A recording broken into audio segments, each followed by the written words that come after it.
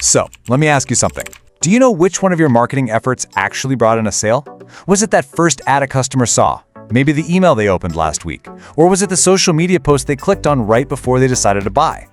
You know, if you're only giving credit to that final click, you are missing a huge part of the story. And that's exactly where multi-touch attribution, or MTA, comes in. In this explainer, we're going to break down how this incredible tool helps you see the entire customer journey. All right, here's the game plan. We're going to walk through this in 6 simple parts. First, we'll define what MTA actually is and why it's such a game changer. Then, we'll compare it to the old school methods, get real about some of its challenges, and then explore all the different types of models you can use. And to finish, we'll give you a practical guide on how to actually put it into action. Sound good? Let's dive in. So, first things first, what in the world is multi-touch attribution? Well, at its heart, it's a way of looking at marketing that accepts a simple truth. Customers almost never buy something after seeing just one thing. Their journey is usually a winding road. It might involve a social post, an email, a Google search, you name it. So instead of throwing all the credit to that one final click, MTA spreads the love. It gives credit across the many different touch points that actually helped make that sale happen. You know, the best way to think about it is like a soccer team scoring a goal. Sure, the person who kicks the ball into the net gets their name on the scoreboard. But what about the player who made the incredible pass? Or the defender who started the whole play? MTA is the model that gives credit to the entire team because it recognizes that every single player, or in our case, every marketing touchpoint, had a role in that win. Okay, so crediting the whole team sounds nice and fair. But what's the bottom line? Why should a business actually care about using a multi-touch model? Well, the benefits are huge.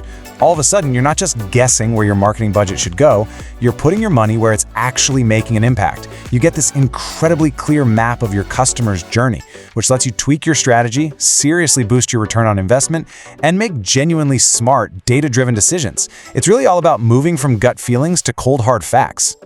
Now, to really understand why MTA is so powerful, let's put it side by side with its simpler, older cousin, the single-touch model. This table really breaks it all down.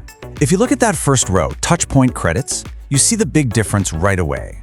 Single-touch models, like first click or last click, give 100% of the credit to a single moment. It's easy for sure, but it's blind to everything else that happened.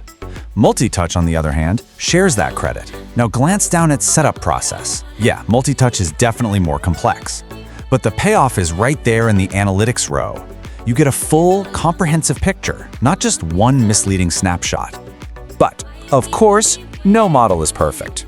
And while MTA gives you amazing insights, it's really important to have a little reality check about the challenges. Let's be honest, getting this level of detail isn't easy. For starters, it's really tough to track offline things, like if someone saw a TV ad or a billboard. The setup alone can be super complex, and you need massive amounts of clean data for it to even work. And you have to be careful not to give too much weight to tiny, insignificant touch points. Really, the big takeaway here is this. MTA is powerful, but it's not a magic bullet. And this quote from the source material just nails it. The complexity is the main hurdle. It can be really challenging to set up and analyze, especially for smaller businesses without a big analytics team. So it's a powerful tool for sure, but it's not a simple one. All right, now we're getting to the fun part. See, multi-touch attribution isn't just one thing. It's more like a family of different models, each with its own flavor. So let's look at the most popular ones to help you figure out which might be the right fit. We'll start with the simplest of the bunch, the linear model. This one is super straightforward. It just gives equal credit to every single touch point a customer interacted with before they bought something. Every interaction gets the same value. So for example, if a customer saw a display ad, then opened an email, watched a YouTube ad, and finally clicked a sponsored post to buy something, the linear model gives each of those 4 touch points exactly 25% of the credit. Simple, democratic, everybody gets a prize. But let's be real, are all touch points really created equal? Probably not. And that's where we get more nuanced models like time decay and U-shaped. The time decay model says the interactions closer to the sale are more important, so they get more credit. The U-shaped model has a different idea. It says the 2 most important moments are the very first touch, which introduced the brand, and the very last touch, which closed the deal. So it gives 40% of the credit to each of those, and splits the last 20% among everything in the middle. And we can take that even a step further with the W-shaped model. This one identifies 3 key moments: that first touch, the moment a person becomes a real lead, like when they sign up for a newsletter, and of course, the final conversion. It gives a big 30% of the credit to each of those 3 milestones. Then you have the real heavy hitters. The full path model is great for those super long and complex B2B sales cycles. And finally, you have the custom model. This is where you literally build your own rules from the ground up based on your own data. It's the most accurate you can get, but it's also the hardest to build.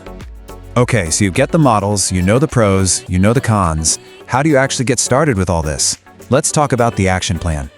It really breaks down into 5 key steps. First, you've got to pick the model that actually makes sense for your business and define your metrics. Second, you need to build a team that can handle it. Third, you'll absolutely need the right analytics tools. Fourth, you analyze all that data to find those golden nuggets of insight. And finally, and this is so important, this is not a set it and forget it kind of thing. You have to keep testing and optimizing your approach over time. So, when you boil it all down, what's the big idea? Multi-touch attribution is really about understanding that complete, messy, and complicated customer journey.